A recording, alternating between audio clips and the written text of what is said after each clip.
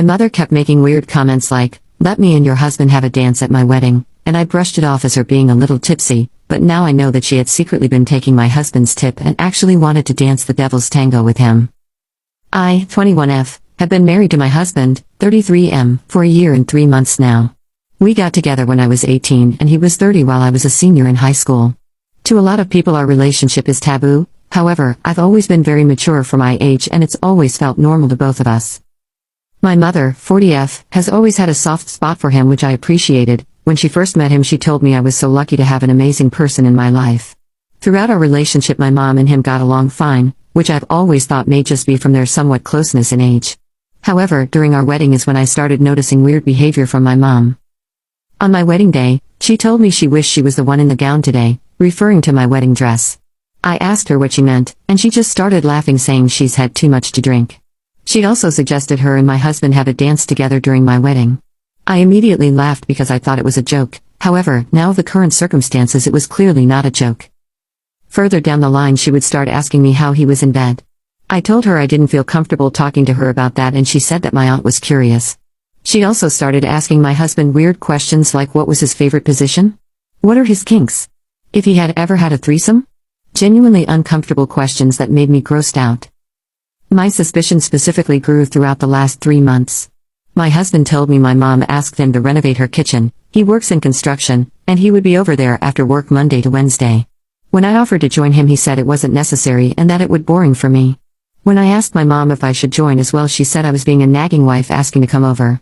However, when he started to visit my mom I noticed changes in our relationship, as when he would come home from work or my mom's he would never be interested in doing it. My suspicions grew further when I visited my mom's place and the kitchen looked the same as before, and when I confronted both of them they said they were still just prepping for the renovation. In this moment I knew something was wrong. I had an urge to know so I left work early and decided to go by my mom's place and see what was happening. When I arrived I wanted to see what they were up to naturally and didn't want them to be alarmed that I was there. Luckily my mom's place has a lot of windows and you can see nearly every room in the house if you just wander around. When I got to the study's window that's when I saw my husband and mother having intercourse on her desk. I screamed and cried. When they saw me my mom looked down in complete disbelief while my husband ran out of the room. I wasn't there long but ran to my car and drove off hyperventilating. When I got home I just started to pack some clothes and essentials and wanted to leave. I drove off and my phone started blowing up from my husband, mother and auntie, assuming she knew. I drove to an empty car park and sat there for 4 hours just crying and listening to music. I decided to return to my husband and I's home, as the tears I let go turned into complete anger and distrust. I wanted to confront him. When I arrived home, he was not there and there was also no sign he had even been at our place. I decided that I needed some sleep and thought that maybe he had just stayed in a motel for the night to give me space. When I woke up the next day I was going to call him, however, I thought to myself that I wasn't ready to speak to him. So I called back my auntie, and she told me that he stayed over at my mother's house to be there for her. My mouth dropped and I couldn't even say a single word. My auntie had to keep asking if I was there. I told her if she could set up a meeting with myself, husband and my mother and she said she'll pick me up and take me to my mom's house to talk. When my auntie picked me up she said that my mother told her about their affair and she told her to stop. My mother lied to her saying she had and yesterday straight after I caught them she said my mother told her she'd been still seeing him and that I'd found out. I told my auntie I was disappointed she didn't tell me and that she's lost my trust, and she seemed to have understood that and complied.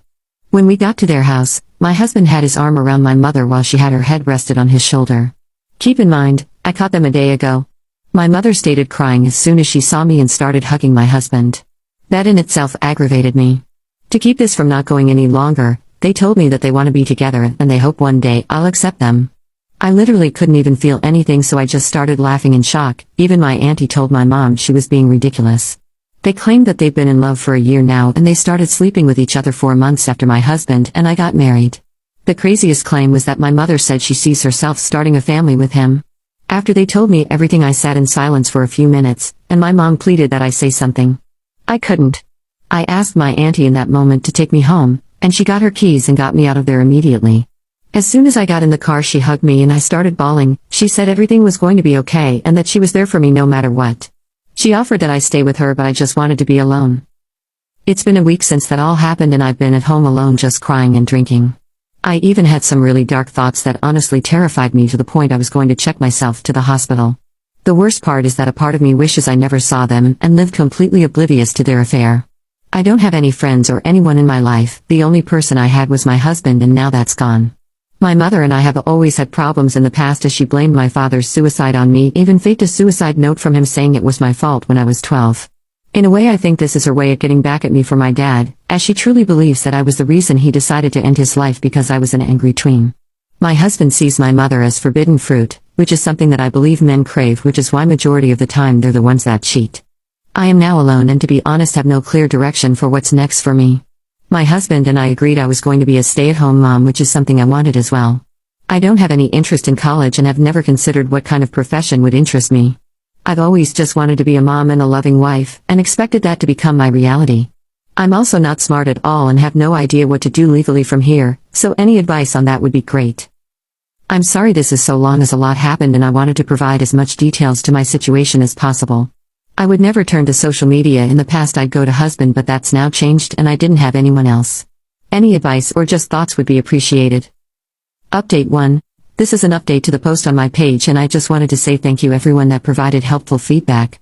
Now I feel as though I have to clarify something. 1. The reason I don't have friends is that when I was in 6th grade my friends all dropped me when my dad offed himself. They all considered me weird for having a dad who passed in that sort of way and gossiped about me, and it was considered weird to be friends with me.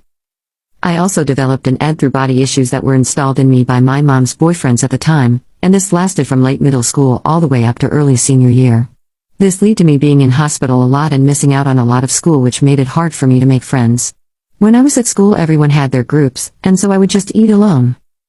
2. I do not trust my auntie. My mom and her are very close. They both ran away from home together when my mom was 17 and she was 18. They were raised by strict Pakistani immigrants who were very abusive and cut my mother off when they learned she was with my father, who was white. Since they have only had each other, they will always put each other's best interest first. She also has a special needs son and a small place, so living there would be a huge burden for her. 3. I'm sorry I called myself mature for my age. I've just been told that by teachers and pretty much all adults throughout my life since I was 5 years old. There was a point I was 2 grades ahead. However, my mom decided to put me back in the grade people my age were in for a reason she still struggles to explain to me. Now the update. Basically, a night after I posted to here, my husband came banging on our door that he made a mistake and he was crying. He insisted that my mother was blackmailing him into being with her, and that it was only supposed to be a hookup, and he instantly regretted it. When I found out, he panicked and didn't want to have no one, so agreed to be with my mom. I let him inside and he showed me all of the texts between him and my mom, and a lot of it was my mom telling him to come over, and if he refused she would threaten that she would spill it to me that they were having an affair. He told me he wants us to be together again and he'll do anything for us to be together. I told him I needed space for now and that he needs to leave. He started to get very reluctant and even started getting scary, where he picked up a TV and broke it and started punching himself when I said that. I genuinely started to get scared and told him that I didn't want him doing something stupid, so I called his friend over and he took him to his place to calm him down. The next morning I woke up to him cooking in our kitchen and he made me my favorite breakfast. He told me that he wanted to surprise me with something he knew I loved.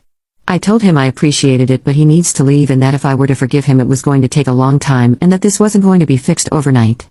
He started crying again and he told me that he can't stay on this earth if he knows that it's not with me.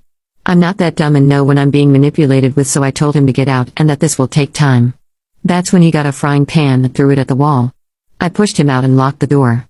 I told him to not come back and I'll see him when I'm ready. Later that day my mother comes and screams outside my door that she knows my husband is here and then that I'm stopping them from being together. I told her to leave, otherwise I'm calling the cops, and she did. However, when I walked outside later that day, it's clear she keyed my car and tried to spell out a derogatory word against women. I called the cops and they told me without footage they can't do anything about it. 2 hours after I called the cops she came back and again demanded that I let her in. I told her to go again, and that's when she tried to pick the lock to my front door, so I called the cops, and the moment she heard I was speaking to them she drove off. I started to feel unsafe where I was and didn't have anywhere to go, so basically I grabbed a bunch of clothes and necessities and took them to my car, and well, have been living in there since. I don't know what I'm gonna do as of now and just hope that I find something. It hasn't been too bad and it's been sustainable for the past day and a bit, but obviously I can't do this forever. My husband did message me saying he came over and has been waiting at our house and is worried that I haven't returned. I told him that he shouldn't be there anyways because I told him I needed space, but I told him that I'm staying in my car till I decided what I want to do. He sent me a bunch of voice messages crying saying I'm torturing myself and that if we're together he'll make sure to take care of me this time. I haven't responded to any of the voice messages directly. However, I am sending him just an update every 4 to 5 hours saying I'm okay. Just so he doesn't panic completely. My auntie hasn't contacted me really since I cried in her car, but as mentioned she has a lot on her plate so I don't particularly blame her or anything. But that's the update. I'm homeless in a car and have no real direction lol. I did want to thank you all for the legal advice and will hopefully find a time to get sorted on that. I also have a GP appointment tomorrow with a doctor about STDs so fingers crossed that all goes well. I'm sure I'll find something, however, for now it's a bit bad for me. Update 2. I'm glad to announce I'm not in a car anymore and I'm living in a woman's shelter. An hour after I posted my last update, a man was following my car and he looked really nervous like he was contemplating something. He was doing this for about 35 to 40 minutes. I even tested by going down no through roads and stuff and he would follow me in and out of them. So I followed the advice you guys gave and went to a woman's shelter. I had to get questioned by someone, and I essentially just explained that I didn't feel safe going home as my husband did smack my head while I was kicking him out and he and my mother have been harassing me. They didn't really do much follow-up after that and they were really nurturing with settling me in and a lot of the women introduced themselves to me. I haven't been in such a supportive environment before. In fact, this may sound dumb as it's a literal shelter, but I don't want to leave. I've made a lot of friends in the least 4 or so days and I feel genuinely happy. I've made this one really good friend who is the exact same age as me. She told me she's staying here as her stepdad is really violent, and the amount of bruises she has is really saddening. It made me cry when started to explain to me how she received every bruise she got. We even got to talking about finding somewhere to live together, which has made me really excited. I've also made a lot of other friends, from a lot of diverse backgrounds and situations that have really opened my world. As to my husband, he recently sent me a text that has made me assured that I don't want to ever see him again. He told me that if I didn't get back together with him I have another suicide on my hands. He knows how my mother faked the situation and everything, and how much pain that put me through at a young age. I told him this was it and that I'm done with him completely. He proceeded to call me a hoe like my mom and that my dad would be rolling in his grave seeing how I turned out. He also confessed about 30 minutes after sending that text he'd be sleeping with other women as well as my mom and said that they provided more for him than what I ever could. I simply told him to go ruin one of their lives instead. I won't lie and act tough. I feel completely hurt and manipulated that this man did this to me. Everyone will say I should have seen it coming, but I really thought we had something special. I was crying throughout all of this and luckily the friends I've made at the shelter were there for me and took care of me. I believe if they weren't there with me throughout all of this I would have done something stupid. So thank you guys as well for encouraging the shelter, that really means a lot to me. My mom recently posted a story of her in a bikini and she wrote "Love hurts." I simply wrote back the laughing emojis as it's clear she's looking for not only male attention but sympathy. Knowing her, she will twist the situation to make herself the victim and me as the bad guy, such as my father ending his life. I really think I'm done with this woman as it's exhausting even trying with her anymore.